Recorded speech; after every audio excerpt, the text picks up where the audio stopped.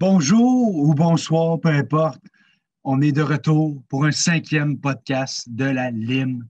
Et oui, au podcast Pas de masque, présenté par la Ligue d'improvisation mauricienne. Je suis Philippe Drolet et je suis extrêmement content de vous retrouver enfin en ce jour de février. Mon Dieu que c'est le fun de vous retrouver. On a décidé de faire une petite pause pour les fêtes qui a été plutôt allongée. On est rendu quand même en février. Et que je suis content de vous voir. Je suis content que vous ayez cliqué sur ce podcast. Merci beaucoup d'être là. Cette semaine, on reçoit Alexandre Marchand et Francis Dugré-Lampron, deux gars que j'adore, qui adorent l'impro, que vous adorez également. Je pense qu'on va avoir une discussion incroyable. J'ai vraiment hâte de voir. On va parler de sujets divers, de plein de sortes. Ça va être merveilleux. Et puis, j'espère que vous allez adorer autant que je vais adorer. Et puis, bon podcast. On se retrouve dans les prochaines semaines. Il va y avoir plusieurs podcasts dans les prochaines. Donc, n'hésitez pas à liker la page et à vous abonner si jamais ça vous tente. Si jamais vous ne voulez pas en manquer, on y va. Je vous aime fort. Aimez-nous fort. Tout va bien aller. Bon podcast. J'ai eu un éclair de génie de ce qu'on vient de dire. Est-ce que vous avez remarqué des choses dans votre vie qui ont changé, mettons, dans votre vie en général à cause que vous ne faites plus d'impro? Mettons, est-ce que votre écoute est moins bonne à cause que vous faites moins d'impro?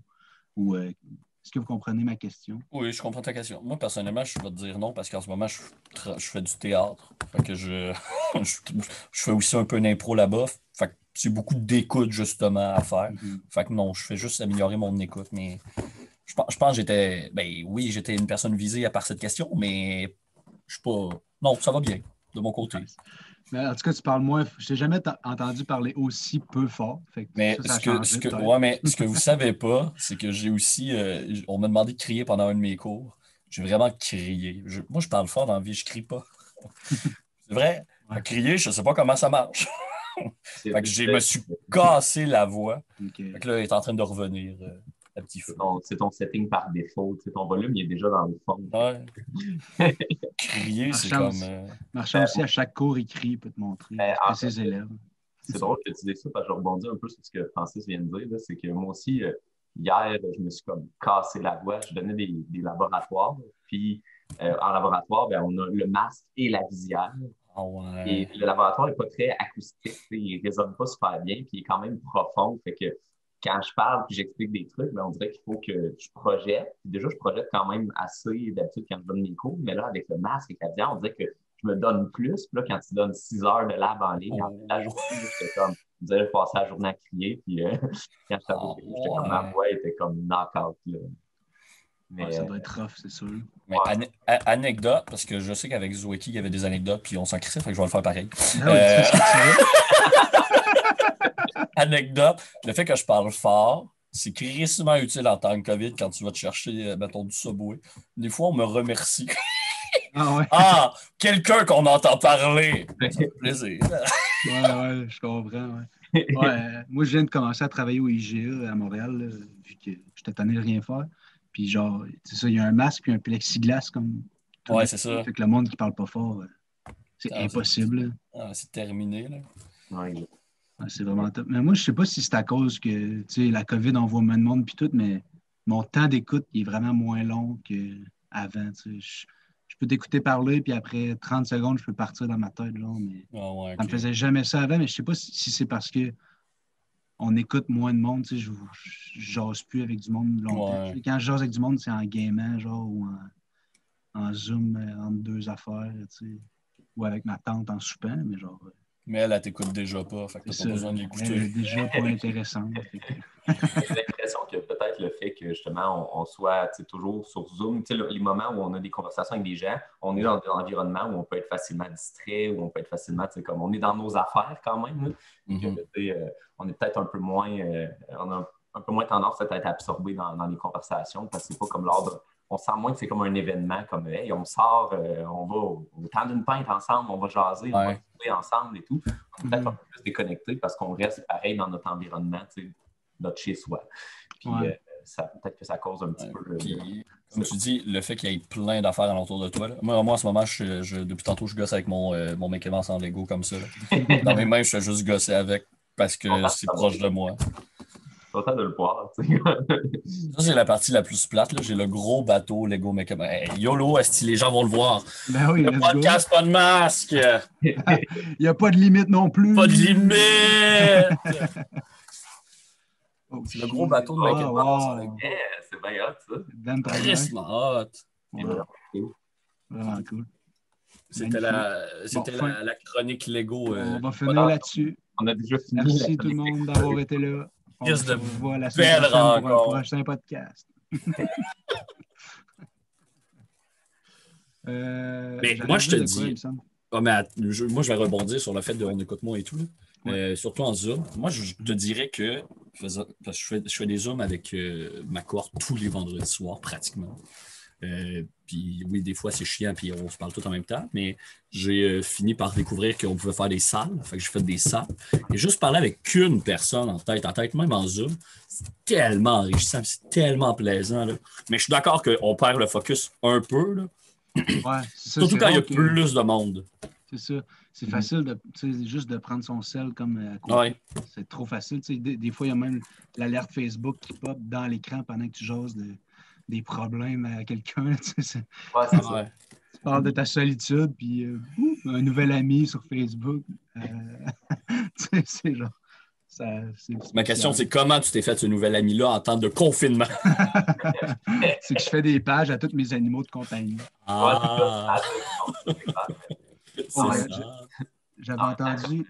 Vas-y, Alex, excuse. Non, vas-y. Ben, c'est juste, comme tu disais, tu sais, quand on est distrait, c'est drôle parce qu'on peut le voir aussi, les gens, des fois, quand tu es en groupe, quand tu es plusieurs, ben, comme moi, avec mon écran d'ordi, que la luminosité est quand même forte. Si je change de page, puis j'ouvre une page Google, ça devient blanc. Là. Oh, Quand tu vois comme la luminosité qui shift dans la face des gens, tu peux voir s'ils sont en train d'être sur une autre page que le Zoom, ils sont en train de switcher les pages. Clairement. Puis là, je les ai pas mis, là, parce que je veux pas que vous voyez que je change les pages, non, c'est pas vrai. Mais habituellement, je mets mes lunettes. Puis justement, dans les lunettes, là, en ce moment, vous voyez. Ouais. Voilà. Des fois, il faut que je fasse attention dans mes cours. Moi, je me place d'une façon certaine. Enfin, OK, j'ai 2 pages correctes. Là, je dis ça. Mes profs vont tomber là-dessus. Ils vont dire que j'écoute pas. Mais inquiète-toi pas, Francis, tes profs le savent que tu n'écoutes pas. Tu sais, comme- Ouais, c'est ça. Mais moi, ce que j'aime aussi là, pendant les cours, là, c'est regarder les gens. Moi, j'aime ça avoir 2 écrans parce que j'aime ça voir tout le monde, puis voir comment les gens ils se sentent, puis comment ils sont là au Zoom. Puis leur écoute qui n'est pas présent. On parle d'écoute. Donc, il y en a de certains, tu fais écrire cette personne-là, Chris, pas dans le cours en ce moment. Ouais, vraiment. Et je trouve ça beau à voir, là. Ainsi que le fond de où est-ce qu'ils vivent. Bon, il y en a certains qui vivent Qui se cache, dans ouais. un système solaire, mais j'ai dit système solaire alors que c'est pas un. C'est quoi? Je le sais que c'est quoi, mais je suis pas capable de donner le nom de cette Nébuleuse, ça. Oui, exactement. C'est la nébuleuse, ok, parfait. C'est Elle a un laquelle, nom celle-là? spécial. Ça fait partie d'une nébuleuse, en fait. C'est pas la nébuleuse au complet. C'est-tu l'affaire? C'est des 2 colonnes? C'est-tu quelque chose dans le genre? Les piliers. Les piliers. Colonnes, piliers, Ouais. même combat. Les piliers de la création, qui appellent, parce qu'il y a comme Ouais. plein de petites étoiles qui sont en train de se former dans ces piliers-là, là, ou qui étaient en train de se former. Mais, fait que, ouais, une belle image que j'aime beaucoup. Puis quand je me place stratégiquement comme ça, on dirait que ça me fait un genre de chapeau, là, ou je sais pas. C'est vrai. C'est quoi, Alex, c'est quoi la partie ou comme la chose que tu aimes le plus dans la physique? On va vraiment dans le personnel. On Mais... parle de comme genre. Ouais, mais ça m'intéresse vraiment de savoir ça. Ouais, ça. Ok, c'est beau. Mode. Ça te tente, là? Moi, ça m'intéresse d'entendre. Ben, moi aussi. C'est fascinant. En fait, moi, c'est, comment dire, c'est le côté, la nature, c'est fascinant. On fait partie de la nature. On est la nature, nous aussi, j'allais dire d'une certaine manière, mais on fait partie de la nature. Mais démystifier un peu les mécanismes de ça, moi, je trouve qu'il y a une beauté là-dedans assez incroyable. Je trouve que dans la physique, ce qui est fascinant, c'est ça, c'est que tu essaies un peu d'aller déterminer un peu les rouages de l'univers et tout ça. Et il y a comme une espèce de beauté que je trouve vraiment, vraiment cool là-dedans parce que des fois, tu sais, on dirait que les gens ont besoin que dans la vie, il y ait de la magie, il y ait du plus, il y ait tu sais, le nombre de personnes qui ont besoin de croire à des choses des fois extraordinaires. Puis je me dis que les choses extraordinaires se passent déjà tout autour de toi. Tu sais, juste le monde, la réalité, là, c'est extraordinaire. Puis j'aime la fantaisie, là, j'aime ça. Moi, j'ai été un gars de Donjons Dragons, puis de trucs comme ça pendant super longtemps. Puis, tu sais, c'est quelque chose qui me branche beaucoup. Mais des fois, juste à regarder autour, je me dis que le monde dans lequel on est, j'ai pas besoin de dragons nécessairement, j'ai pas besoin d'orques et d'elfes et de magie ancienne pour que l'univers soit fascinant. Ça m'empêche pas d'aimer ça sur le side, mais juste à regarder autour, c'est comme moi, les étoiles, les nébuleuses, le fonctionnement de l'électricité, le magnétisme, n'importe quoi. Moi, c'est comme un gros tout que je trouve absolument exceptionnel. Puis c'est peut-être aussi le côté challenge mental aussi, un peu ça. Tu sais, c'est challengeant, la physique. Il y a quelque chose qui est le fun là-dedans. Je trouve ça... mes étudiants ne sont pas d'accord parce qu'eux, ils ne voient pas le fun là-dedans, mais moi, je trouve ça satisfaisant. J'ai juste le mot anglais, rewarding en tête. Gratifiant. Gratifiant, peut-être. Quand tu réussis à comprendre, des fois, des équations, comment ça s'interprète, comment ça a, c'est quoi la portée de tout ça, qu'est-ce que ça représente par rapport à la nature. On dirait que moi, quand je réussis à comprendre ça, c'est comme genre, ah, wow, on dirait que là, je suis tout content. Là. Puis, je sais pas, il y a quelque chose de le fun là-dedans aussi. Je m'égare un peu, je m'excuse, ma réponse est complètement floue présentement. Là, c'est vraiment intéressant. Ouais. C'est vraiment intéressant parce qu'on t'entend pas souvent. Ça, c'est rare qu'on entend parler quelqu'un de la physique. Tu sais. Puis c'est vraiment intéressant de t'entendre. Un peu mal aimé comme matière aussi en général. Je pense dans soit c'est mal aimé, soit c'est mal compris aussi, là, parce que c'est dur à. Dès qu'on entend physique, on dirait qu'il y a quantique qui vient ou des affaires vraiment compliquées qui viennent, qu'on se dit ça. Aucune chance qu'on comprenne ça, fait qu'on n'essayera même pas. Tu sais. Je pense que c'est ça. Les gens qui sont un peu à l'extérieur de ça, mettons les gens qui n'ont pas fait de sciences à l'école ou qui n'en ont pas fait beaucoup, ben, c'est sûr que ça peut sembler inaccessible dans un sens. Puis les gens qui en font à l'école, ben, eux, l'autre côté qu'ils ont, ils ont le revers de la médaille, ils ont le côté les mathématiques, les gros calculs, les examens pas faciles, ils ont tout le côté un peu poche, si tu es quelqu'un qui n'aime pas ça faire des maths. Souvent, c'est un turn-off, puis les gens, bon, ils décrochent la physique parce que c'est une matière qui est difficile, puis souvent, les gens voient ça plus comme un obstacle à leur vrai but universitaire. Mettons, les gens en sciences de la nature, moi, je parle de mon expérience de prof de collège, mais eux, ils veulent aller en médecine, puis physique, c'est un des cours difficiles qui risque d'être un obstacle à leur cotère. Fait que là, la physique, ça devient comme un antagoniste, ça devient le méchant cours qui va t'empêcher d'atteindre tes objectifs. Fait que, à la place de voir le cours comme un moment pour genre apprendre et essayer de démystifier la nature, ben là, ça devient comme un genre j'aime pas ça la physique. Puis, fait que je pense qu'il y a comme une vue assez négative pour beaucoup de monde là-dedans, mais quand on se contente du qualitatif plutôt que de la partie calcul, j'ai réalisé en parlant avec des gens que ça les intéresse plus qu'ils pensent souvent. Quand on se met à parler justement des étoiles, des galaxies, des forces de la nature, peut-être même un peu de mécanique quantique, même si c'est super mystérieux, ben, les gens sont comme allumés, ils sont comme ah ouais, mais je savais pas ça, c'est cool. Puis on peut avoir des discussions super hot, mais c'est ça. Mais dès qu'on rentre dans la partie, maintenant, il y a aussi des maths à faire. Les gens sont comme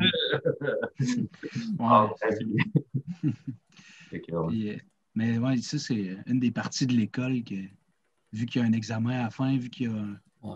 C'est dur d'avoir le plus. Tu sais, moi, juste au secondaire puis au cégep, les livres qu'on nous faisait lire, juste parce que c'était des livres qu'on me faisait lire, je les aimais pas. C'était des livres magnifiques. Tu sais, il y avait Germinal de Zola, je l'ai détesté, mais quand je l'ai relu après par moi-même, j'ai adoré ça. Tu sais. C'est l'obligation derrière qui t'énerve. Oui, exact. Je fais pas mal partie de ces gens-là aussi. Ben j'imagine. Te connaissant un peu, tu devais pas être très content.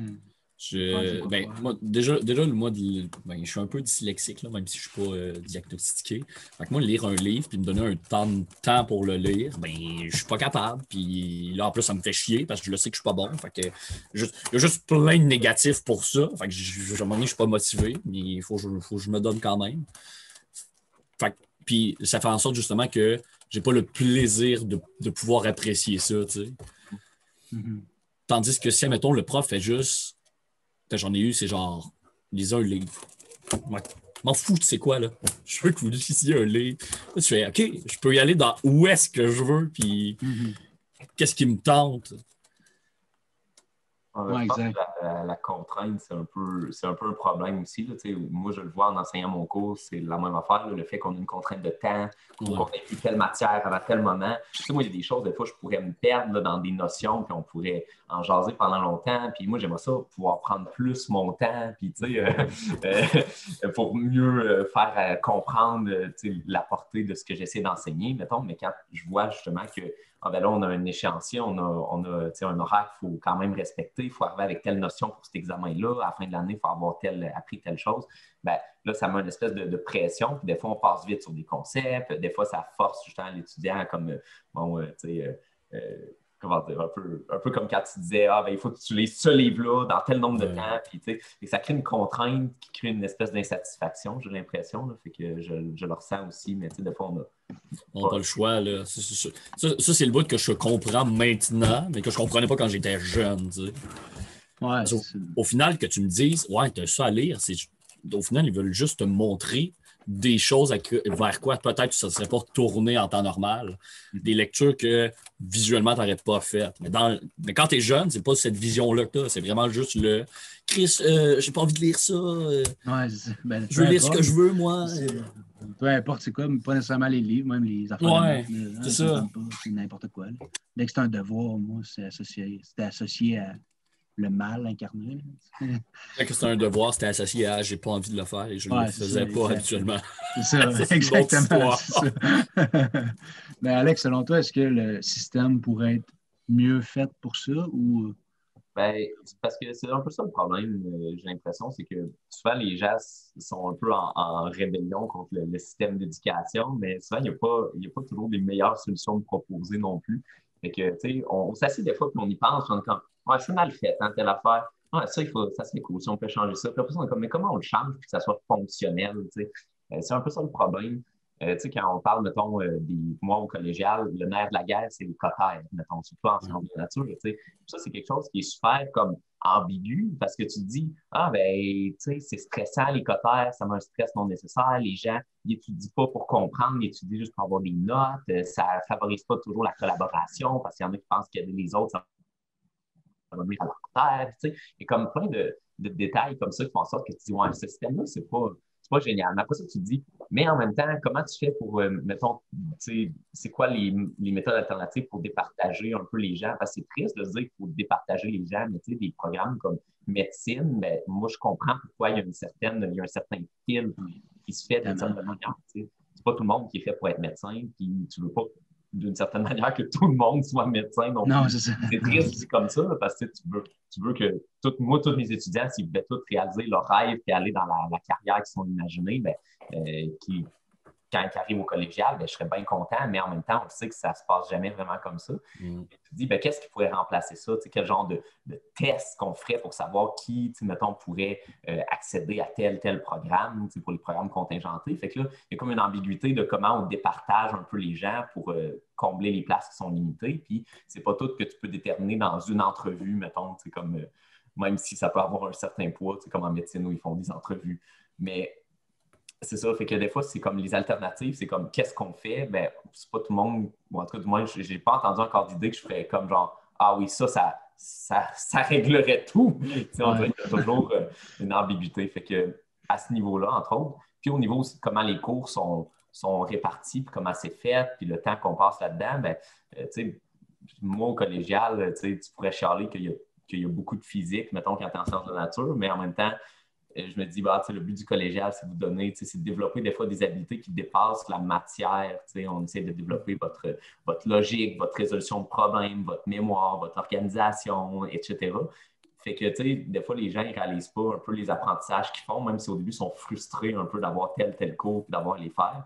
Mais des fois, plus tard, ils réalisent comme, hey, crime, finalement, ce cours-là m'a permis de me structurer dans mes études. Fait que même si je n'étudie plus en physique aujourd'hui, ce cours-là, comme il était plus ardu, il m'a forcé à apprendre une certaine discipline, puis des choses comme ça. Fait que même si le système n'est pas parfait, puis qu'on peut chialer à gauche et à droite sur tous les cours possibles et imaginables, je pense que des fois, les gains sont quand même là, pareil, même si ce n'est pas parfait, évidemment. Puis il n'y a aucune façon de plaire à 100% des étudiants non plus. Il y a tellement de types d'étudiants, tellement de types d'affaires.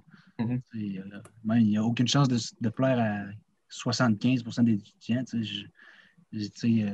y a comme trop de possibilités. Là. Il y en a qui aiment ça commencer là, puis c'est comme, il y en a plusieurs qui aiment ça. Là, je pense que si tu décides de ne pas être compétitif puis d'avoir du plaisir au cégep, c'est vraiment très possible, peu importe tu es dans quel programme. Là, si tu décides d'aller dans l'apprentissage puis de te dire je vais me laisser imbiber par la passion des profs, par un prof comme toi, tu as l'air. Juste tu nous en parles là, puis j'ai le goût de prendre un cours de physique. Là, fait que genre. Question que je vais pas vraiment.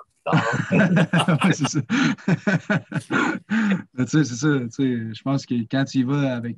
Mais c'est dur de se dire je vais y aller parce que j'aime ça l'école. Il n'y a personne qui se dit ça. Là, ça a tout le temps un but, mais. Mais en même temps, il y a tellement de styles aussi d'intelligence qui sont différentes. Fait que juste trouver une chose qui va marcher avec tout, c'est crissement dur. Là. C'est pratiquement pas faisable. Non, c'est impossible. Comme tu dis, Francis, mettons si j'enseignais à toi versus d'autres personnes, j'aurais pas nécessairement la même approche. Exactement. Je connais ta personnalité un peu, je sais un peu comment tu es. Je sais que j'aurais pas la même approche nécessairement qu'avec un étudiant qui est très cérébral, qui est très dans comme lui, je pourrais lui donner une formule, puis il voit direct devant ses yeux ce que ça veut dire. Tu sais, j'ai des types d'étudiants qui sont comme ça, d'autres étudiants qui ont besoin de concret, j'en ai qui ont besoin de faire l'ambiance. Puis c'est impossible pour un prof d'avoir devant une classe de 30. C'est ça, il est là le problème. Là. Satisfaire individuellement les 30 étudiants. Je ne peux pas me citer en 30 puis avoir 30 méthodes d'enseignement dans le même cours. C'est ça. Dans le meilleur des mondes, chaque élève aurait un professeur. Oui, c'est ça. C'est pas le meilleur système, mais je pense que ça serait ça. Puis même là, tu te dis, tu veux qu'il y ait une variété d'approches parce que tu veux pas. Même si ce n'est pas une approche qui te convient au début, ben, des fois, tu vas apprendre différentes choses, différentes approches, même si ça ne te convient pas au début. Fait que c'est vraiment complexe comme sujet. Fait que je pense qu'il n'y a pas de solution miracle. Puis on fait de notre mieux. En tout cas, du moins, moi, les profs que je connais, la plupart, c'est des gens qui travaillent très fort pour essayer justement d'élever leur niveau à un point où est-ce qu'ils vont satisfaire le plus de monde possible, mais en même temps, c'est impossible que tout le monde sorte de mon cours en étant complètement satisfait, puis genre, oh yes, c'était le meilleur cours, j'ai tout compris. Ça n'arrivera pas. C'est comme quand on parle, moi, ce prof-là, je l'ai haï. Là. Ça dépend du point de vue des gens. Il y en a un que tu peux avoir haï, comme il y en a un autre comme un autre peut t'avoir adoré, puis mais ta méthode n'a pas vraiment changé. Tu as juste la même méthode, c'est juste la personnalité de la personne n'est pas la même. Ouais, vraiment. Puis je pense que justement, ça, c'est quelque chose en tant que prof que tu apprennes à vivre avec, l'espèce de côté. C'est pas tout le monde qui va apprécier ton cours. Au début, ça fait mal un peu. T'es comme, je me suis donné, j'ai tout fait pour vous. Puis là, après ça, t'es comme, non, ça n'a pas été suffisant. T'es comme, qu'est-ce que j'aurais pu faire? À un moment donné, tu réalises que pour certaines personnes, il n'y a rien que tu aurais pu faire. Ça n'a pas cliqué. Puis à un moment donné, tu apprennes à dealer avec ça. Faut que tu te concentres sur ceux qui trippent sur toi. Là, moi, je me rappelle, quand je suis arrivé à l'université et que je disais que je faisais de l'impro, il y avait un de mes amis qui me disait « Tu connais-tu Alex Marchand? » Puis j'étais là, ouais. Puis c'est mon prof préféré que j'ai eu de ma vie. Là. Tu parles en plus. Wow. Ouais, c'était vraiment drôle. J'étais comme, bon, tant mieux. Non, mais regarde, s'il y en a que j'ai pu me marquer positivement au parcours, moi, ça me fait vraiment... c'est comme, tu sais, des fois, on dit la deuxième paye des profs, c'est un peu ça, là. L'espèce de côté. As-tu réussi à marquer positivement ou à contribuer à l'évolution, si tu veux, des étudiants? Puis que, quand tu vois qu'ils ressortent du programme, puis tu fais comme, wow, tu sais, on dirait que collectivement, on a réussi à les élever peut-être, puis on grandit, puis ils sortent de là, puis on est fiers d'eux autres. Puis ce petit moment-là, ça vaut cher. Gratifiant. Mais oui, marquer les gens, c'est plaisant. Puis, mettons, j'essaie de revenir en impro avec ça. Ouais. On marque aussi les gens là, en tant qu'improvisateur. Puis, des fois, tu t'en fais reparler. Tu fais, hey, cette personne-là a adoré ça. Puis, ça lui a fait du bien. Puis, c'est cool. Puis, le fait qu'on t'en reparle, tu fais, Chris, cette personne-là, je la connais pas. Je la connais pas, mais pour elle, Chris, on a vécu bien des affaires, elle et moi, tu sais. Ah oui! Ce genre de partage-là est très drôle, hein? Le public connaît, puis ça donne l'impression qu'ils ont vécu l'aventure avec toi, justement, puis tu les connais pas, mais eux, tu sais, c'est comme, il y a eu cette connexion-là, puis croiser quelqu'un, moi, ça m'est arrivé plusieurs fois l'été, des fois, des gens qui croisaient vraiment au hasard. À un moment donné, j'étais aux Forges du Saint-Maurice, j'étais aux Forges, puis il il y avait des visites guidées, puis moi, j'allais voir ma blonde qui travaillait au Forge l'été, fait que j'allais faire un petit coucou, puis il y avait un groupe en visite, puis il y a quelqu'un qui sort du groupe, puis il fait comme genre « Hey, Wamboozle! » Puis là, « Yes, sir, hey, on te voit jeudi! » Puis là, j'étais comme genre « Je sais pas t'es qui, mais oui! » Ouais. C'est beau, là, puis... Des fois, j'ai déjà reçu des messages privés. Même moi, ça me gêne. Là. Moi, je suis un petit bête dans la vie. À recevoir des messages privés, on dirait que je ne sais pas comment leur répondre. Non, c'est vraiment arrivé. Moi, ça m'est arrivé quelques fois. Ouais. Genre, je sais pas. Il y en a, je suis désolé si ces gens-là écoutent. Il y en a que j'ai pas répondu parce que ça m'intimidait trop. Mais en même temps, c'est ça, là. Qu'est-ce que tu veux répondre? Genre, yes. Mais il y en a un qui m'a genre fait, je voudrais rentrer dans la lutte. As-tu des conseils? J'ai pas de conseils, man. Je sais tu pas. rentrais par hasard, moi. C'est ça. J'ai fait le camp, puis essaye de faire de l'impro si t'en as jamais fait. Je sais pas. J'ai juste pas répondu. C'est le mieux. Je pense que c'est le mieux pour lui. C'était mieux pour lui que je donne pas de conseils puis qu'il essaye par lui-même. Après ça, la COVID est arrivée, fait que d'après moi, il n'a rien fait. Là, mais c'est une autre histoire. T'as dit quelque chose, Francis, que je trouve qu'on pourrait parler un peu. C'est quand même répandu en impro qu'il y a des joueurs qui sont fous sur le jeu, qui sont très timides dans la vie. C'est juste nous trois, je pense qu'on est un peu de même. Là. Moi, avec du monde qu'on ne connaît pas, on est assez timide, on prend votre place, on laisse parler. Mais dès qu'on arrive sur le jeu, il peut se passer n'importe quoi. C'est ça qui est fou. Là. C'est spécial. Je veux vous entendre là-dessus. Ouais. Vas-y, Marchand. Non, vas-y. Je parle depuis tantôt. Ah non, moi j'ai l'impression que je parlais depuis tantôt. Moi aussi, c'est pas grave. C'est une discussion. Là, ouais, ça, c'est un phénomène. En gros, je veux dire, moi, dans le groupe d'impro, mettons, dans la gang, j'ai l'impression d'être un peu plus introverti que certaines personnes, d'une certaine manière, par rapport aux gens de l'impro. Ouais. Par rapport aux autres personnes, dans mes amis qui sont mettons, qui sont pas de la gang d'impro, là, les moldus. Comme on les appelle, me semble. Moi, j'ai entendu une fois et j'étais troublé, mais ça, c'est mon point de vue là-dessus. Non, mais je veux dire, j'ai une bonne partie de mon cercle d'amis, on va se le dire, c'est une bonne partie de la gang de l'impro, mais j'ai d'autres amis qui viennent d'autres horizons, évidemment, aussi, là, on s'entend, mais dans ma gang, mettons, d'amis qui ne sont pas la gang de l'impro, j'ai l'impression d'avoir l'air d'être le gars extroverti, un peu plus, mais dans la gang de l'impro, moi, quand j'étais arrivé, j'étais comme tout timide et réservé, puis j'étais comme un gars intimidant, puis je prenais pas tant le lead, je pense, puis je le fais pas tant que ça, j'ai l'impression, peut-être juste une mauvaise perception de comment je suis dans le groupe, très honnêtement. Mais le fait justement que sur l'improvisoire, c'est comme différent. Ça, moi, je le sens. Quand je me lance dans une impro, je m'abandonne à l'impro, puis ce qui ressort là, c'est pas exactement comment je suis dans mes heures, comme dans mon quotidien. Puis, c'est pas toi que tu joues au final. Tu joues un personnage, c'est... Oui, c'est ça, exact. Puis il y a aussi beaucoup de la confiance qu'on a envers les autres, là, surtout à la lime. Là, on sait que peu importe ce qu'on fait, ça va être récupéré. Fait que, si je décide d'aller faire un dinosaure qui rote des pets, genre, vous allez faire de quoi? Là, fait que genre... C'est ça, c'est le caucus. On fait qu'on va rattraper ça. Genre. Ça dépend. Non, mais ça dépend de mon soirée. Si je me dis, je veux voir où est-ce qu'il va aller seul avec cette idée-là, je vais être la mauvaise personne, je vais rester assis sur le banc. Si je fais, ce gars-là est en train de pleurer sur l'improvisoire parce qu'il ne sait pas quoi faire, là, je vais faire, OK, je vais aller l'aider.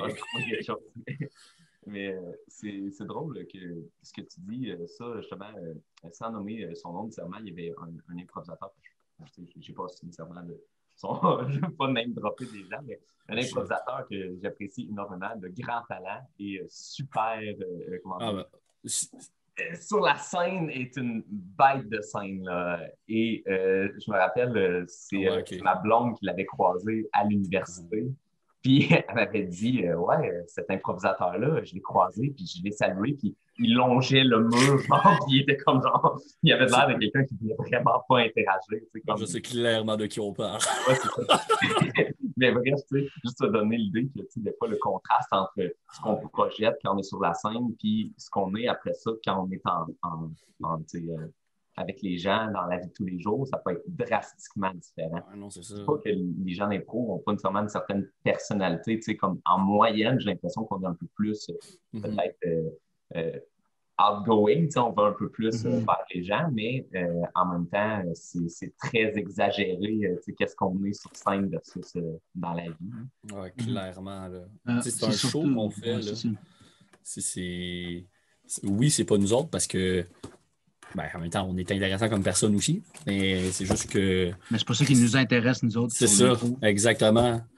Sur l'improvisation, j'ai pas nécessairement envie de jouer Francis. J'ai C'est- plus je envie suis de jouer moi- des personnages puis Exact. de voir où est-ce que je vais aller avec ça. Là. Ça reste une partie de toi quand même. Tu sais, Ouais. c'est très personnel, même si on ne joue pas nous autres. Tu sais.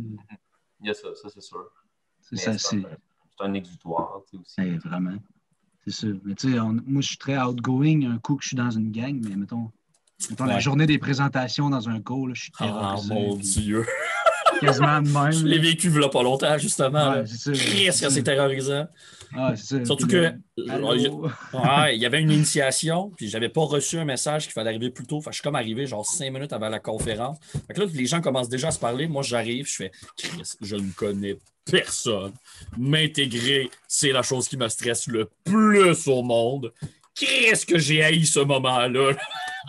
J'ai tellement pas eu de plaisir. Personnellement, ça a été 5 minutes, mais 5 hosties de longues minutes de mon côté. Là. C'est personne qui me parle, faudrait que je m'intègre. Mais je m'intègre comment j'embarque dans la conversation. Les gens ne me connaissent pas. En même temps, ils ont de l'air smart, mais je sais pas trop. Je vais vers qui? Ah! Ouais. Ouais. Ben, Horrible.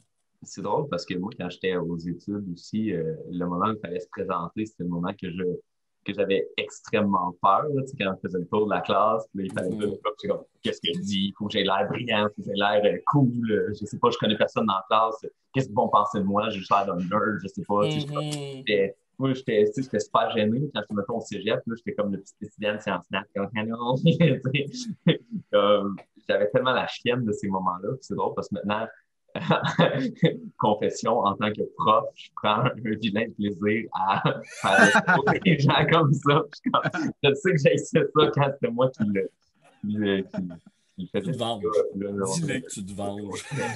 Et en même temps, en contrepartie, moi, ça me donne des repères en tant que prof. C'est juste que faire le tour des gens qui me disent un petit quelque chose sur eux autres, moi, ça me permet d'essayer d'associer un nom avec peut-être un concept, une idée. Tu fais comme, ah oui, ça, c'est la personne qui fait du vélo de montagne. Ah oui, ça, c'est la fille qui, je sais pas moi, qui est artiste peintre. Je sais pas, n'importe quoi. Là, il me donne un petit truc spécial sur eux autres. Moi, ça me permet de mieux me souvenir de la classe. Donc, moi, ça c'est bénéfique pour moi, mais je sais que pour eux, c'est comme des fois un moment qu'ils n'apprécient pas particulièrement. Mais j'essaie de rendre ça relax quand même, mais je sais que c'est pas en même Mais temps, juste- tu le regardes pas tout de suite, mais tu le réalises plus tard que Chris, au final, il te considère pas juste comme un numéro, là, le prof.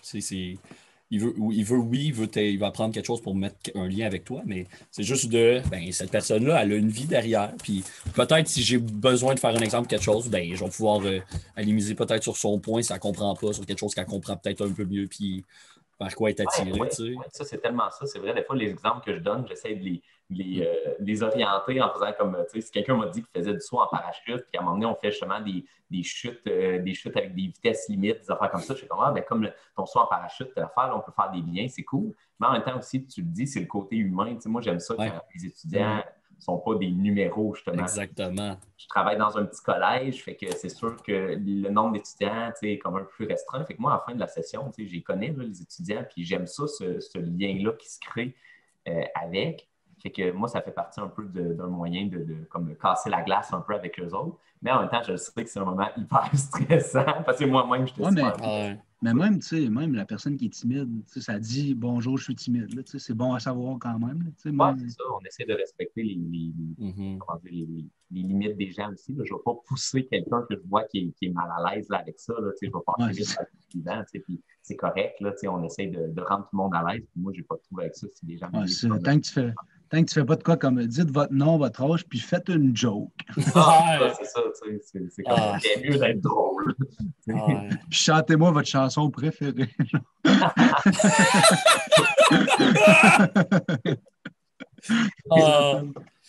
Je demande aux autres étudiants que c'est pas leur tour de faire les backing vocals si nécessaire. ça marche des fois. C'est ça. C'est pour ça qu'il y en a qui t'apprécient pas comme Ouais, c'est ça, ça part mal. Ça vient de là. On a tout compris maintenant. C'est ça depuis le début. Avoir su. Ouais. Mais c'est ça. Fait que, bref, ça pour dire, pour revenir à la question principale de départ, ça, ouais, les improvisateurs sont souvent plus timides en vrai que qu'est-ce qui dégage sur scène. Mais ça fait partie un peu du charme de découvrir les gens d'impro aussi, parce que quand tu entres dans la gang, mettons, puis tu essaies de t'intégrer au groupe, ben, des fois, tu as l'impression que tout le monde est des big personnages d'impro qui essayent de se voler c'est qui aura la dernière joke. Puis des fois, oui, un peu, quand on est en gang, on se relance beaucoup, puis on rigole ensemble. Ça peut avoir l'air intimidant quand tu es de l'extérieur. Mais quand tu découvres les gens, tu découvres, je sais pas, une gang de gens tellement variés, tellement sensibles, tellement, je sais pas, moi, en tout cas, du moins dans mon expérience personnelle d'impro, je sais pas si c'est le même dans toutes les ligues, mais dans les ligues que j'ai eu la chance d'être, ça a toujours été ça. J'ai découvert des personnes exceptionnelles qui étaient beaucoup plus nuancées. On s'entend qu'il y a une espèce de gros personnage qu'on pourrait avoir l'impression que ces gens-là dégagent là, à la base. Il y a des grains, on recommence ça. Il y a des liens forts qui se font juste quand on fait une impro avec quelqu'un. Tu te regardes dans les yeux, on bâtit quelque chose ensemble. Puis après ça, tu arrives au temps d'une pointe après. Puis même si tu n'as rien à jaser, tu as déjà la base que c'est on a créé quelque chose ensemble, c'est fait. Yes, sir. Même les gens ils ont l'air plus intéressants. Moi, je me rappelle Pascal Cholette, j'ai fait ma première impro à la Lime, je l'ai faite avec lui. Puis c'était une des personnes qui m'intimidait parce que c'est une des personnes que tu t'imagines qu'elle est respectée par tout le monde. Puis tout le monde tripe. Ouais, c'est ça, c'est un vétéran. Puis on a fait une impro d'extraterrestres ensemble, je me rappelle, parce que je m'étais dit, OK, ça a marché, puis c'était pas pire. Puis après, on s'est pas tant jasé, mais je n'étais pas stressé d'y adresser la parole parce qu'on avait déjà créé quelque chose ensemble, puis on avait une base. Vous avez eu une connexion sur quelque chose. Fait que, ouais. C'est ça qui est beau dans la magie de l'impro, ces connexions-là. Puis des fois, c'est qu'est-ce qui en sort, là? Je suis pas quelqu'un qui se rappelle beaucoup d'improvisation, sauf si l'improvisation m'a vraiment marqué. Il y en a 3 ou 4 que je serais capable de décrire pas mal ce qui s'est passé dans l'improvisation parce que ça m'a tellement marqué. Là. Ouais, c'est sûr. C'est sûr que ça fait partie un peu de la beauté de l'impro aussi, c'est quelque chose de très éphémère. Là, quelque chose qui va, on le sait que ça ne va pas nécessairement rester comme là, parce qu'il n'y a rien de vraiment tangible à ça. Puis ça va s'effacer lentement, mais il y a l'espèce de souvenir un peu diffus de j'ai eu vraiment de fun cette fois-là. Fait que je ne pourrais pas te redire mot à mot les meilleurs impros que j'ai vus ou que j'ai fait ou peu importe, mais oui, il y en a certaines qui sont très marquées, mais de manière générale, je me rappelle un peu du feeling global, puis c'est très positif aussi, dans le sens. Ouais, c'est ça. C'est tellement... Vas-y. Okay. C'est tellement fou aussi comment, mettons, toi, cette improvisation t'a marqué. Puis des fois, tu en reparles avec les autres, mais les autres, ça les a pas marqué rien. Fait que c'est vraiment sur le moment, tu sais, que c'était la connexion que tu avais avec l'autre, puis tout ça, ça t'a marqué, mais ça se peut que visuellement, les autres aient fait, c'est une impro normale. C'est ça. C'est ça.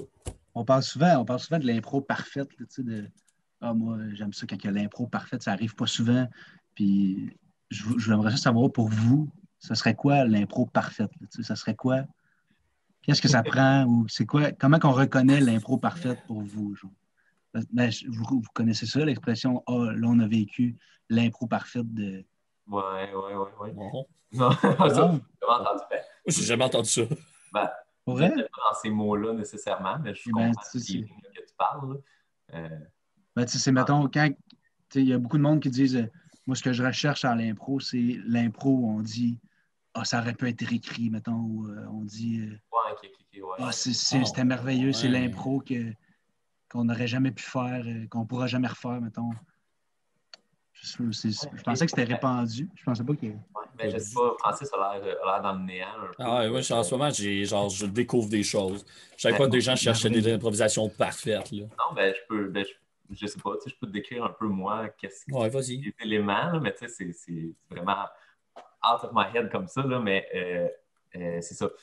Pour moi, une impro parfaite, ben, il y a j'ai l'impression qu'il y a plusieurs facteurs. Là, comme, il y a la connexion, oui, avec l'autre personne avec qui tu improvises. Il faut qu'il y ait faut que tu sentes qu'il y a une connexion dans le style qu'on bâtit de quoi, qu'on a une direction commune, puis qu'on n'a pas besoin comment dire, de tirer sa couverte de notre barre. Tu sais, des fois, on a l'impression que tu as une idée, si tu t'en vas dans l'impro, c'est comme, oh, OK, là, je ne sais pas si ça s'en va vraiment dans une direction que je veux. Puis là, des fois, tu vas essayer de ramener ça vers une idée où tu es plus confortable ou des trucs comme ça.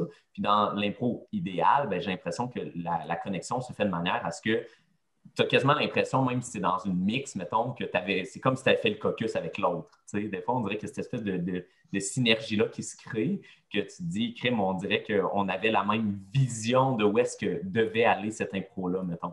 Puis quand tu vois que tu as une vision commune avec l'autre personne, la construction se fait tellement facilement que c'est ça, ça donne l'impression que ça aurait pu être stagé d'avance, puis le tout s'enchaîne comme si de rien n'était. Ça, j'adore ça. Pour une impro parfaite, j'ai l'impression aussi qu'il faut qu'il y ait une connexion avec le public. Il faut que tu aies l'impression que le public comprend où est-ce que tu veux aller, mais en même temps qu'il y ait une espèce de place pour le surprendre aussi. Fait qu'il faut que le public embarque parce que ça fait partie de la magie un peu de l'impro aussi. C'est comme, on ne fait pas ça juste pour nous, on fait ça parce que c'est un spectacle. Fait qu'il faut que le public embarque. Puis, moi, très honnêtement, je suis toujours fan d'une petite dose de décrochage. Ouais, vraiment. Je sais pas. Moi, des fois, c'est le signe d'une impro que tu as vraiment eu du fun. Qu'à un moment donné, l'autre te fait décrocher ou tu fais décrocher l'autre. Il y a un décrochage collectif. Des fois, c'est pas des décrochages qui sont super apparents. Mais tu sais, quand à l'intérieur de toi, il faut que tu te retiennes pour pas, tu sais, comme... Parce que tu as tellement de plaisir à faire l'impro que c'est comme ça devient comme contagieux, puis une espèce de petit à l'intérieur. Là.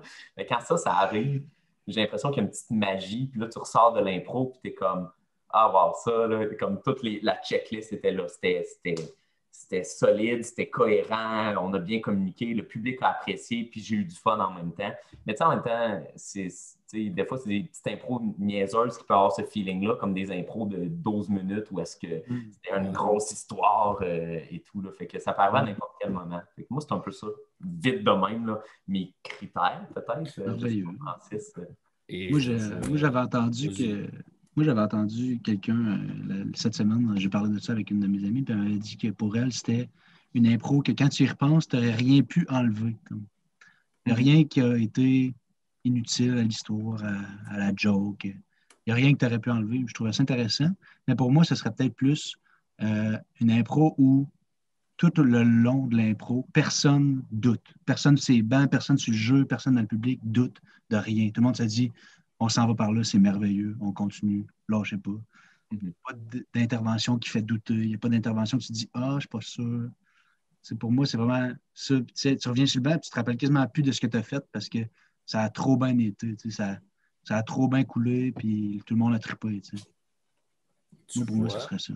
Tu vois, moi, je trouve que le doute est quand même beau dans une improvisation de genre, mettons quelqu'un qui fait une entrée, puis lui, dans sa tête, il sait crissement ce qu'il s'en va faire. Là. Il fait l'entrée. Là, toi, de jeu, tu fais qu'est-ce qu'il a fait? Mais lui, il a déjà dans sa tête de je vais revenir. Je suis parti, mais je vais revenir. Là. Je suis pas venu pour rien. Là. Vous le savez pas, vous autres, là. Mais je vais revenir. Je sais. Là, tu vois qu'il revient. Puis là, après ça, tu vois ce qu'il a fait. Puis là, tu fais ah ouais, OK. Genre, peut-être j'avais un doute tantôt. C'était une excellente idée qu'il ait fait ça comme ça, tu sais. Ouais. Il y a une part de. Ouais, ça, c'est quand même beau ce que tu dis ça, Francis, c'est que le doute fait partie un peu de la magie, l'impression, l'incertitude. Tu sais, je pense que ça aussi, c'est vrai. Une partie de la beauté, c'est le fait de se lancer dans le vide aussi, puis des fois d'avoir l'impression que tu n'as pas de filet vraiment, puis advienne que pourra, ben, je pense que c'est quelque chose qui est autant fascinant dans l'impro pour le joueur que pour le public aussi. Parce que le public, des fois, va apprécier ça aussi, le fait que cette personne-là s'est lancée dans quoi de complètement farfelu, de complètement comme incertain. Et le public suit le joueur là-dedans. Il est comme sportif un peu de ça. Il est comme OK. Il y a l'espèce d'incertitude, puis le fait de se lancer dans le vide, c'est un peu la magie aussi de la chose, là, j'ai l'impression. Fait que, à considérer aussi. Bon, mettons si j'ai à déterminer pour moi une impro parfaite. Je pense que pour toi, le mot parfaite, t'aimes pas ça. Ça sera peut-être plus une impro. Ben, c'est ce que je voulais dire. Ouais, c'est ça. Tant qu'à moi, j'ai 2 points de vue. Tant qu'à moi, il n'y aura jamais d'impro parfaite. Ou tant qu'à moi, j'ai déjà vécu quelques impros parfaites. Mais je ne pourrais pas te dire la raison de pourquoi. C'est sur le moment, après l'impro, j'ai fait hey, cette impro-là, j'ai adoré cette impro-là. Puis c'est peut-être justement dans les impros qui me sont venus en tête. Parce que je me dis qu'il y a toujours quelque chose que tu vas pouvoir changer dans l'impro qui aurait pu être meilleur. Mais sur le moment, c'est ça que tu as donné, c'est ça que ça l'a donné. Puis c'est ça la beauté de l'improvisation, le fait de. Ouais. Je ne sais pas où est-ce qu'on s'en allait. Je ne sais pas pourquoi on a été là. Je ne sais pas pourquoi on a fait ça. Mais c'était tellement beau et bon à voir et c'était tellement magique. Oui, la connexion, mais en même temps, ça se peut que tu commences une improvisation et que tu n'en aies pas de connexion avec la personne. Tu ressors de l'improvisation, tu fais hey, au final, sacrément que c'était le fun. Je ne sais pas où il s'en allait. Je ne comprenais pas, mais à un moment donné, je me suis laissé aller puis j'ai embarqué. L'improvisation parfaite pour moi, c'est le laisser aller. Ah, c'est très bien. C'est magnifique. Ah, c'est vrai. Le laisser aller, c'est vrai. C'est vrai. C'est se jeter dans le vide et faire. L'improvisation, c'est j'ai une idée vague de où est-ce qu'on s'en va, puis ça va être ça. Je commence là-dessus, puis à la limite, ça sera pas exact, ça sera pas pantoute ce que j'ai pensé, puis je vais y aller pareil. Je vais suivre le courant, puis on va se rendre où ça va se rendre. Peut-être des fois, ça va aboucher dans un petit ruisseau, puis ça va faire ouais, c'est un petit ruisseau, tu sais, c'est pas la meilleure affaire. Puis il y en a un autre, ça va aller dans l'océan, puis ça va faire wow! Mais quelle chose magnifique, tu sais. Ouais. Je suis d'accord. Ça serait ça. J'aime ça. En même temps, je pense qu'il n'y a pas de. Il ne veut pas y avoir de. Pas de bonne réponse. Il n'y a pas de bonne réponse non plus, mais ouais. C'est ça. Ça, je suis d'accord. Je vais laisser aller, puis je pense que ça. Quand tu as ce feeling-là de genre. L'abandon un peu au jeu, là, je pense que ça, c'est un très beau feeling. Puis quand tu ressors de ces impros-là, d'habitude, c'est satisfaisant, peu importe ce que le résultat final. Ouais. Mettons comme dans les mix, ça c'est personnel. Là. Quand tu viens sur un mix et on fait un caucus, là, le 8 tiers du temps qu'on me dit un caucus, je reprends rien. Je fais juste, je vais voir l'autre, je fais, vous avez pensé à quoi, vous? Puis il me dit un peu, je fais, OK, on s'en va voir là-dessus. C'est genre, si je pense trop dans ma tête, je vais avoir trop envie de faire à quoi qu'on a pensé sur le caucus puis de tout ça. Je préfère juste, je vais suivre son idée. Je sais vraiment pas vers où il veut s'en aller. Il m'en parle un peu, genre 10 secondes. Je fais OK, ça va être ça. Puis on part. Puis à la limite, ça sera crissement pas son idée non plus qu'il a pensé, mais c'est comme ça que je vais l'avoir ressenti. C'est ça. Moi, je suis un amateur du pas de caucus. Là. Moi, j'adore ça, ne pas faire de caucus. Et puis, j'ai toujours aimé ça. Puis c'est pas mal pour cette raison-là, pour le fait qu'on est là, on va aller dans la direction que ça va nous mener à ce moment-là. Parce que si on se décide qu'on va par là, puis qu'il y a une grosse porte qui s'ouvre là, énorme, la porte du château de Versailles, puis qu'on décide, mais on avait dit qu'on allait à la ferme. Genre, ta gueule, on va aller au château. Là. C'est tout, là, c'est. Reviens pas. Reviens pas du bas juste pour faire. Ouais, mais finalement, vous allez devoir aller là parce que tu fais. Ta gueule, c'était ça le caucus, mais c'est plus ça. C'est ça. Je pense qu'une erreur à pas faire, je pense, c'est être trop rigide avec le caucus. Moi, j'aime ça quand les caucus donnent peut-être une ligne directrice des fois pour avoir peut-être une idée du setup, de l'ambiance ou du type de personnage un peu. Mais, mettons, je n'ai jamais été fan des caucus trop fait qu'à 2 minutes 37, je vais arriver en faisant le son de telle affaire. Et, il y a des gens, des fois, j'ai déjà été dans des équipes avec certaines personnes qui étaient comme ça. Ils avaient besoin de tout planifier. Là. Ah oui, puis à 30 secondes à la fin, je vais arriver, je vais faire tel personnage, je vais dire telle affaire. Puis, OK, calm down, on fait de l'impro. On va pour le fun. Ouais, c'est ça. Puis des fois, ces personnes-là sont comme fâchées quand l'impro ne s'est pas passé de même. Puis là, on avait dit qu'il se passerait telle affaire à tel moment. Là, t'es comme... J'avais autre chose en tête, moi. Là. Moi, je vivais le moment. Là. Je ne suis pas rappelé que tu voulais rentrer et faire ce personnage-là en faisant ce gag-là à 2 minutes 30. Là. C'est... Je sais pas. Moi, mettons, il y a des gens comme Charles, on a parlé tantôt de Pascal. Puis, mettons, Vincent Rainville aussi, c'est des personnes qui sont très forts en caucus pour avoir été en équipe avec eux. La dernière fois que j'ai fait de l'impro, il y a cela une éternité. Eh bien, eux, ils sont encore très forts sur justement les espèces d'idées de mise en situation globale, tu sais, de faire, mettons, comme, OK, on est dans un bureau, mettons, puis l'Internet lâche et tout le monde devient primitif, mettons, on capote. Mais genre, il y a comme... tu sais, ça, c'est juste le setup. Tu sais, on a une idée de comment ça va se passer, mais il n'y a pas tu sais, c'est pas nécessairement toujours plus planifié que ça, mais tu sais, Pascal, Vincent était très fort sur les genres de mise en situation globale, tu sais, de faire comme, OK, donner un genre de fil conducteur, puis on joue avec cette idée-là, peu importe comment elle ressort une fois qu'on est sur scène. Puis moi, ça, c'est quelque chose que, étant très anxieux dans la vie, c'est quelque chose que je trouvais rassurant, d'une certaine manière, d'avoir un genre de cadre, mais en même temps que ce cadre-là n'est pas de limite définie, ça donnait la liberté nécessaire pour créer de quoi le fun aussi. Fait que je pense que pour moi, c'est un entre-deux que je trouvais bien entre le pas de caucus et le caucus trop défini d'autre bord. Ce que j'aime aussi, admettons, on peut le faire à Lille, mais on peut pas faire ça partout, mais une scène malléable, je trouve ça magnifique. Genre, parce que, admettons, c'est déjà arrivé de genre, notre caucus a été de. Ben, on va placer la scène comme ça. Les bandes vont être comme ça. On va faire quoi? On va placer la scène comme ça. Les bandes comme ça. Puis on va y aller avec le feeling que ça nous donne cette mise en place de la scène, tu sais. Ouais, mais c'est ça, dans les grilles avec Antoine, Karine, Gab aussi, on avait tendance à juste dire, OK, on met une lumière ou on met une musique. Une musique, ça c'est une des belles idées d'impro là, qu'on a déjà faites. Là. Genre, je sais pas si tu t'en rappelles, Marchand, mais c'est genre, je sais même pas si tu étais là, bref, ça fait longtemps, c'est une éternité. Dans le temps qu'on pouvait se voir, dans ce fameux temps-là, je me rappelle cette époque! Mais c'est genre, on était sur le caucus, puis on a juste fait, ben, mettez-nous une musique. OK, mais vous voulez quoi? Non, mettez-nous une musique. On ne veut pas le savoir c'est quoi la musique. Mettez-nous une musique. On va se positionner d'une façon, puis on va improviser sa musique, là. Au final, ça a tombé sur une musique, c'était genre un jeu vidéo, puis on n'a pas parlé, je pense que c'était genre 5 minutes, on n'a pas parlé une fois de ces genre 5 minutes-là. Là. C'était tellement beau, là. Ouais, j'étais là cette fois-là. Je suis en train de demander, je n'étais même pas genre animateur ou de jeu, une affaire comme ça. Ouais, peut-être. Je me rappelle. C'est possible. Ça, c'est le genre d'impro qu'on n'aurait pas pu dire, on fait ça. Là.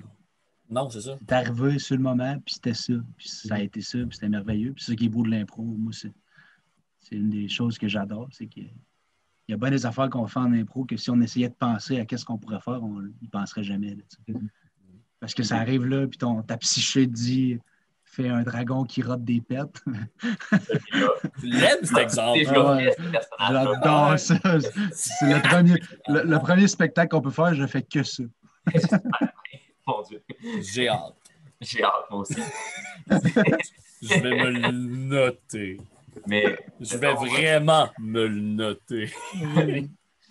Mettons, ce que Francis disait tantôt, justement, par rapport au fait qu'on a une certaine, malléabilité du setup à la lime, c'est quelque chose que je trouve vraiment intéressant, justement, parce que la possibilité, oui, on a un technicien qui peut nous faire certains types d'éclairage, on a à l'ambiance, on a certaines parties, des fois, de la scène sont comme mobiles, on peut amener, les chaises en avant et tout. C'est pas toutes les ligues, mettons, les ligues sont plus old school, mettons, gravelien.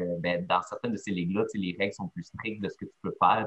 Il y a certaines ligues que tu n'aurais pas le droit d'amener une chaise en avant, tu n'aurais pas le droit d'amener un banc ou des trucs comme ça, avec des cubes ou peu importe. Mais mettons, le fait qu'on fait déplacer certaines parties du décor ou avoir les lumières, la musique avec notre iPod qu'on a, puis qu'on peut sectionner notre musique live là sur le banc, avoir accès au micro tout le temps. Ça donne certaines possibilités qui sont quand même larges, puis qui sont le fun à exploiter, puis qu'on peut se baser juste sur un peu une gimmick reliée à ça, des fois, pour faire une impro, de faire comme, là, c'est le jeu de lumière qui va dicter telle affaire dans l'impro, puis on joue avec ça. Ça, c'est quand même intéressant. C'est des possibilités cool à explorer. On dirait plus j'en parle, plus je suis comme nostalgique. J'ai envie de faire de l'impro! Ça fait tellement longtemps. Je pense que C'est un bon type de torture, mais je vais arrêter votre torture ici, les mecs. Non! Non! Oui. J'ai envie qu'on continue! Mais moi aussi, j'aimerais ça qu'on continue. On fera un 2 au pire. Mais pourquoi on peut pas continuer? Qu'est-ce qui en empêche? Ça, c'est quoi? C'est quoi la règle? Faut que j'aille souper.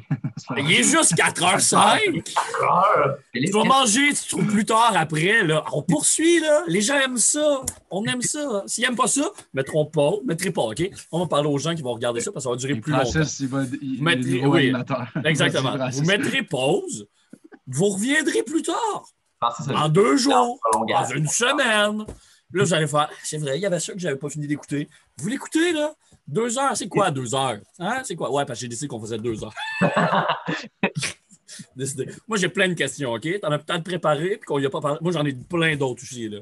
OK. Alors, je vais vous autoriser une question chaque. Ah oui. OK. Marchand, on les développe le plus longtemps possible. On en parle le plus longtemps possible. Je veux que ça soit le plus long podcast des podcasts pas de masse. C'est obligé que ça soit le plus long.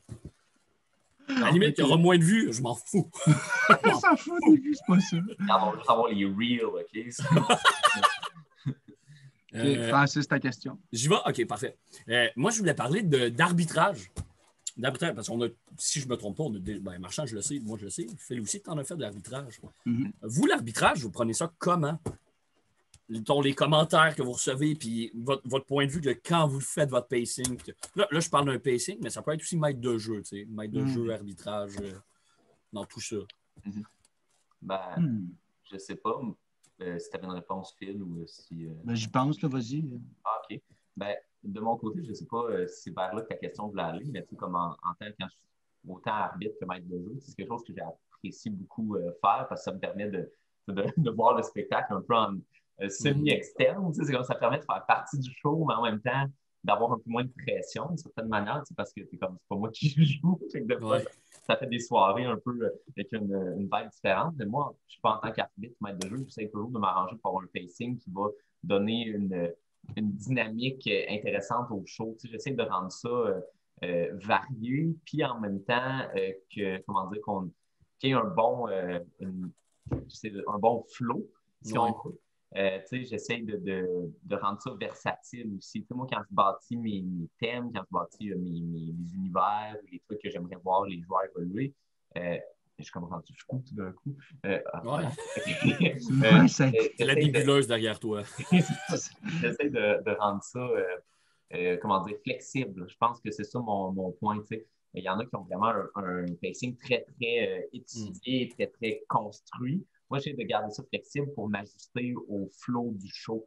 Et que si je vois, mettons, qu'un show va de l'aile un peu, ben là, je suis comme, je vais peut-être aller à ce type d'impro-là tout de suite à la place de garder ça pour la deuxième moitié. Ou peut-être que je vais inverser telle proposition pour essayer de rendre ça, le plus intéressant possible par rapport à ce que les joueurs donnent sur la scène.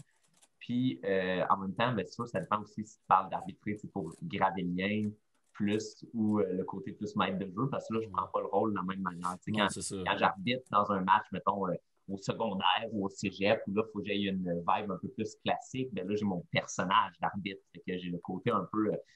Alex, son personnage d'arbitre, il est cru un peu, il est un peu cru, comme au niveau des pénalités, je suis un peu cassant, là, des fois, là, j'ai mon style un peu, mais en même temps, quand je suis maître de jeu, je n'ai pas la même énergie nécessairement, je n'ai pas la même vibe, ça dépend vraiment.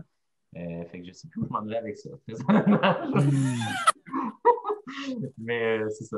Fait que je ne sais pas ta question, elle s'en allait par où? Exactement répondu à ma question. Là. Dans ma tête, c'est exactement ça que je voulais savoir. Là. Ça. Fait que je pense que être arbitre ou maître de jeu, ton but, c'est de contribuer au spectacle.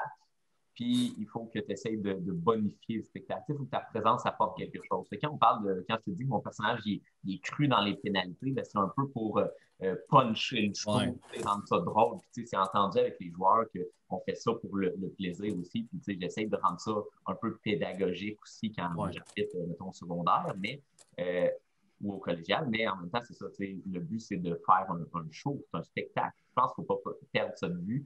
Les gens qui approchent ça peut-être un peu plus comme un sport, un jeu avec des points et tout. Ben, moi, c'est pas ça le but. Le but, c'est de faire un show, un spectacle.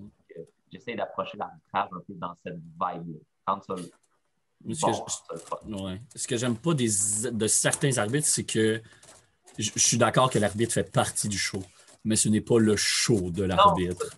Ça m'écoeure.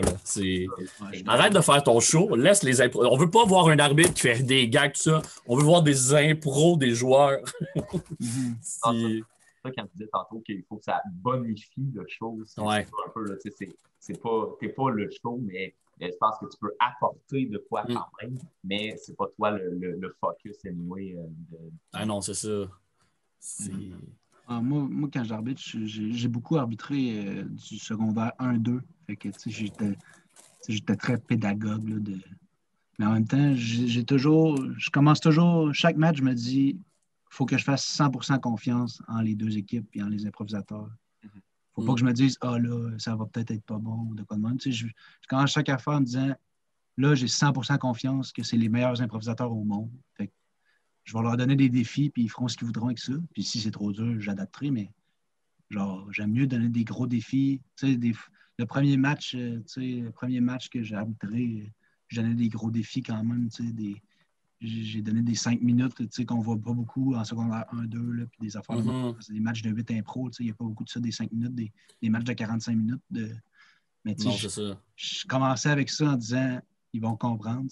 Puis les pénalités, je les donne vraiment pour faire comprendre quelque chose. Je ne l'explique pas toujours, mais je sais que les coachs, ils comprennent et qu'ils vont l'expliquer après. Oui, ça, c'est vrai. Quand tu es au secondaire, c'est... Ça.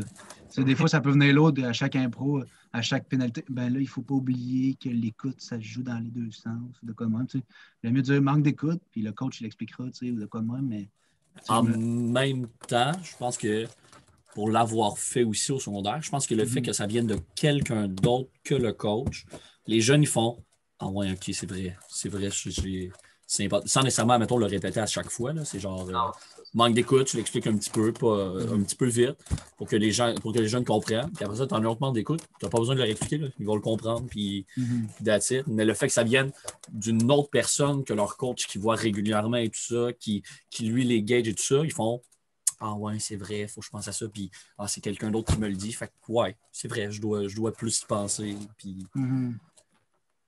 Oui, exact. Mais moi, je me rappelle d'une affaire, j'avais donné une pénalité à une petite fille qui était super gênée. Puis quand elle embarquait, on n'entendait rien de ce qu'elle disait. Puis, oui, ok, tu m'avais compté. Il se passait rien. Fait que je me suis dit, je sais pas, je me suis dit, il faut que je la réveille ou il faut que j'y passe un message. Puis, j'y avais comme donné une pénalité en lui disant, en voulant y expliquer, parce que je voulais dire, tu es ici pour une raison, on veut t'entendre, on veut t'écouter, tu as le droit d'être là, amuse-toi.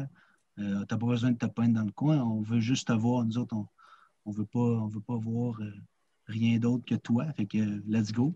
Puis le coach, il était outré que j'y ai donné une pénalité, puis il voulait même pas me laisser parler parce qu'il disait ça n'a pas de sens de donner une pénalité, elle est gênée, elle a le droit. Puis là, j'étais là, mais je vais y expliquer.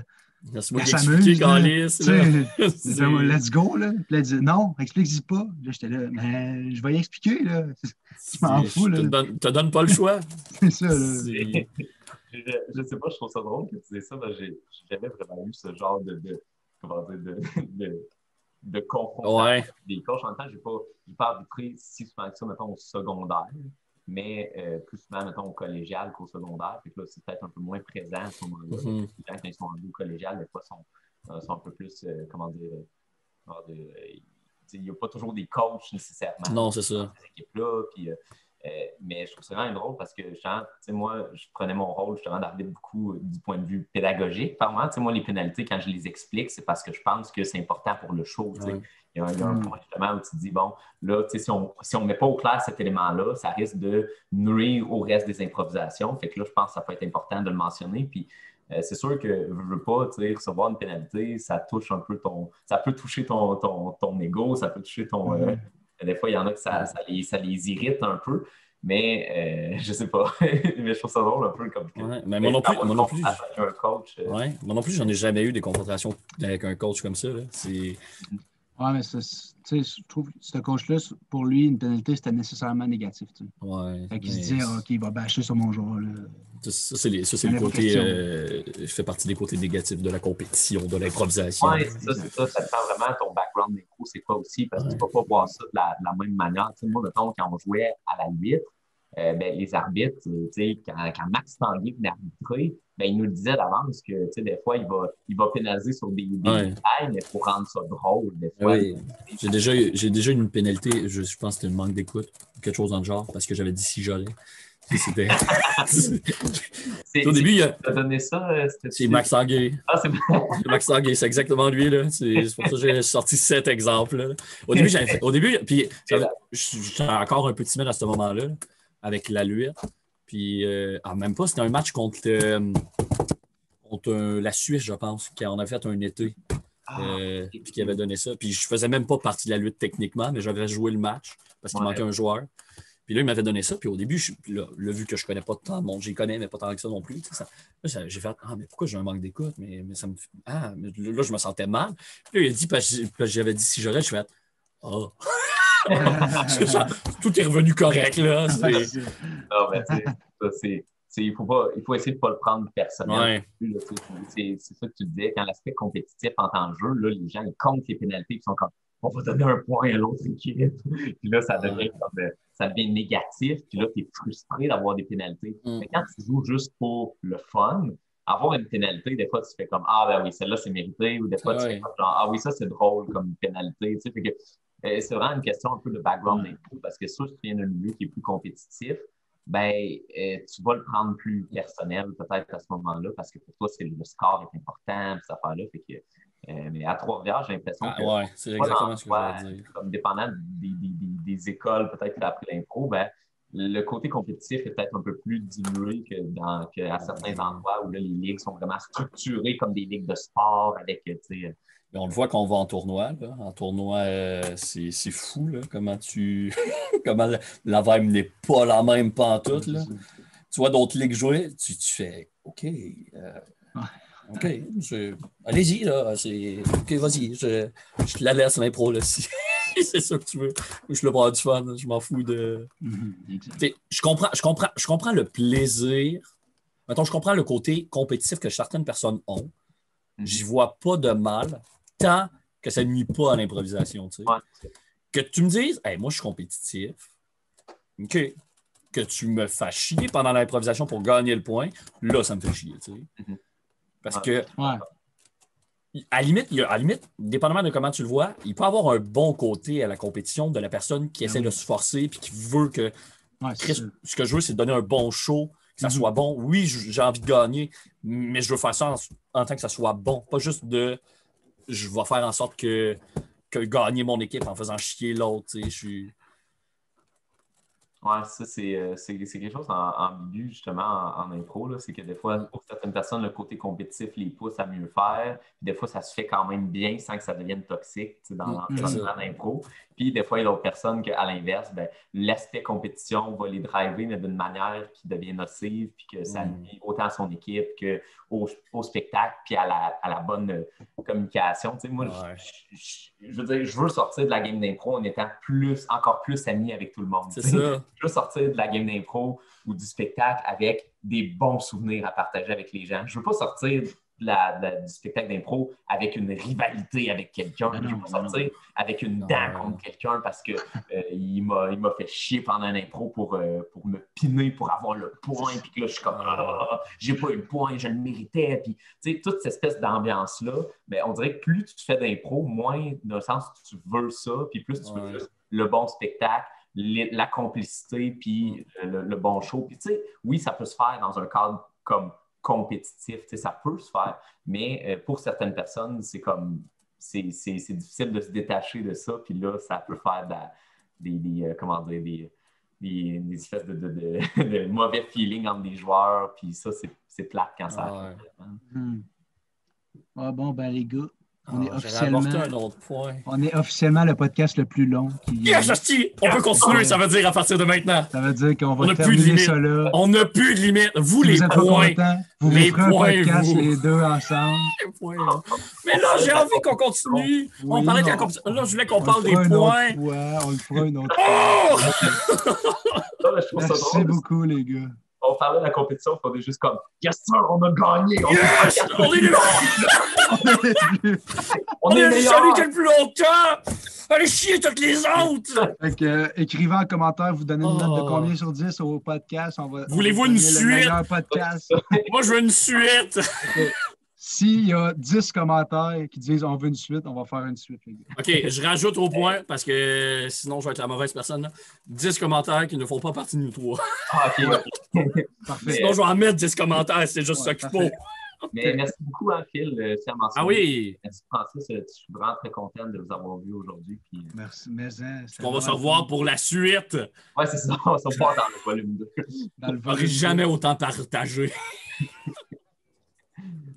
Mais, ouais, c'était vraiment cool, les gars. Vous avez été super généreux de votre temps et de votre Ah, mon Dieu, énergie. Merci beaucoup. Puis merci à tout le monde qui a Ouais, merci à tous les gens qui ont écouté, qui sont restés jusqu'à la fin. Ouais, c'est ça. Ou qui ont mis une pause entre-temps. Oui, Qui ont faut fait aller se genre prendre un petit Dites-le, café. dites-le dans les commentaires. Moi, j'ai mis une pause. OK. Puis je suis revenu plus tard. Je suis revenu 3 jours, une semaine plus tard. Puis j'ai autant adoré ça. Puis j'aimerais que ça soit plus long. Comme ça, la suite va être plus longue. 10 commentaires, gang. 10 10 commentaires. Merci beaucoup. On se revoit dans un prochain podcast. La suite. Ciao.